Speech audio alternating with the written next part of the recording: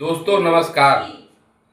बिहार में विधानसभा चुनाव में एनडीए की सरकार बनने के बाद अब राज्यसभा चुनाव की शुरुआत तेज हो गई है। आंकड़ों के हिसाब से देखें तो राज्यसभा में एनडीए का 4 सांसद को जीतना तय माना जा रहा है। 5 सीट खाली हो रही है, जिसमें 2 सीट जदयू का है।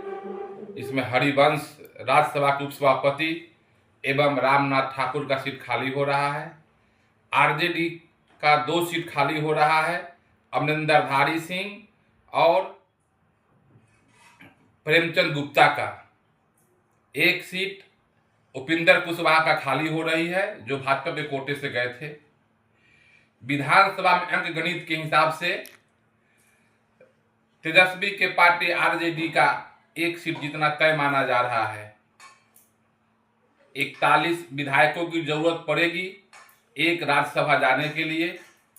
नीतीश कुमार के पास 82 विधायकों की संख्या है, जिसमें 2 राज्यसभा तो आसानी से जाएगा और उसके बाद उनके पास 3 विधायक बच जाएंगे। भाजपा के पास भी 89 विधायक है, तो 2 राज्यसभा तो आसानी से चला जाएगा, उसके बाद 7 विधायक उनके पास बच जाते हैं। बात रही आरजेडी की।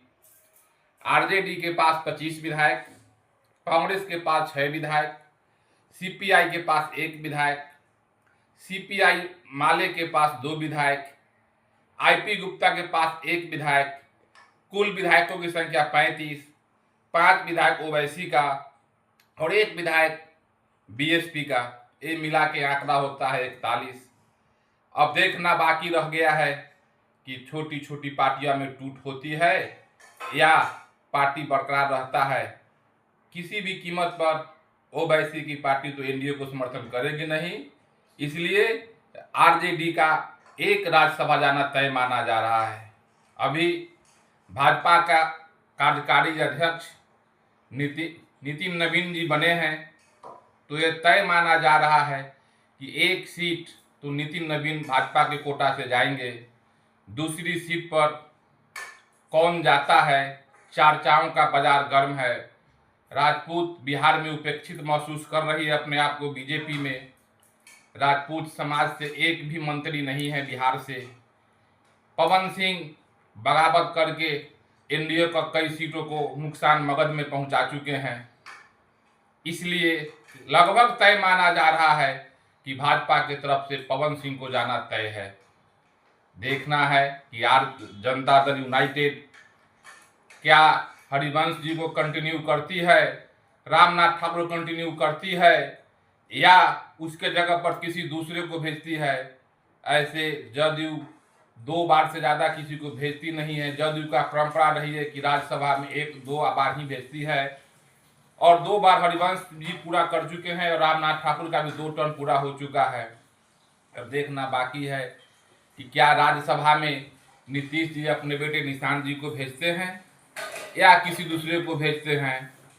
अगर हॉर्स ट्रेडिंग नहीं हुई, सरकार नहीं बदली, तो राज्यसभा में आरजेडी से 1 सीट जो है तय माना जा रहा है। लेकिन बाजार में चर्चा है कि उपिंदर कुशवाहा भी राज्यसभा जाने के लिए बेताब है, और 5वीं सीट पर चिराग पासवान भी अपनी मां को भेजने के लिए तैयार है। लेकिन आंकड़ों के हिसाब से चिराग पासवान को मां को राज्यसभा जाना नामुमकिन लग रहा है, क्योंकि चिराग पासवान के पास 19 विधायक, जदयू के पास शेष बचा 3 विधायक तो 22, भाजपा के बाद शेष बचा 7 विधायक तो आंकड़ा हुआ 29, आरएलएम का 4 33 और जीतन मांझी का 5 38 आंकड़ा होता है। लेकिन विपक्षी पार्टियों के पास, और 2 पार्टी जो सरकार में नहीं है न विपक्ष के साथ है, एआईएमआईएम और बीएसपी, ये मिला के विपक्षी पार्टी का आंकड़ा 41 होता है। इसलिए माना जा रहा है कि 1 सीट पर राजद का राज्यसभा जाना तय माना जा रहा है। Like, subscribe and